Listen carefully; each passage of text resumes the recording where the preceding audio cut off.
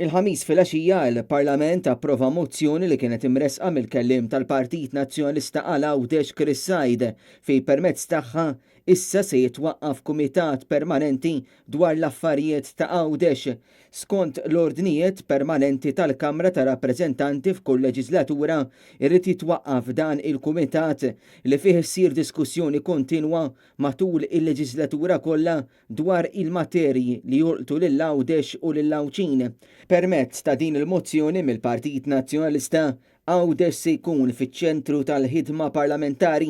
Issa Għawdex mhux se jibqa' jiġi diskuss biss darba fis-sena fil-budget imma kull ġimgħa fil-laqat ta' dan il-kumitat.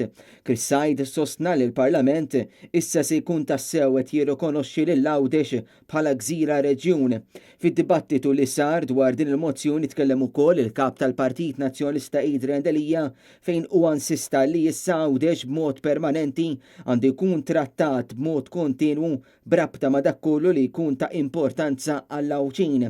Adrian Delija semma s-settur tas-saħħa u qal li l-gvern falla u daħaq bl-Lawċin waqt li saraqhom.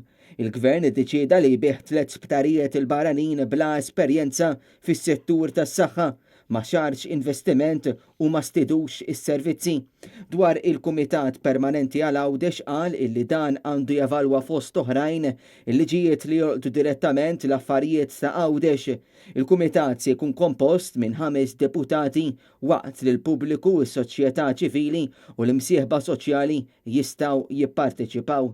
Intant, Chris Said permezz ta' post fuq Facebook ringrazzja l-kull min appoġġja din il-mozzjoni, speċjalment lid-deputati Għawċin Kevin Kutajjar, Fredrika Zoppardi u kif ukoll lill-ex deputat Martes Portelli.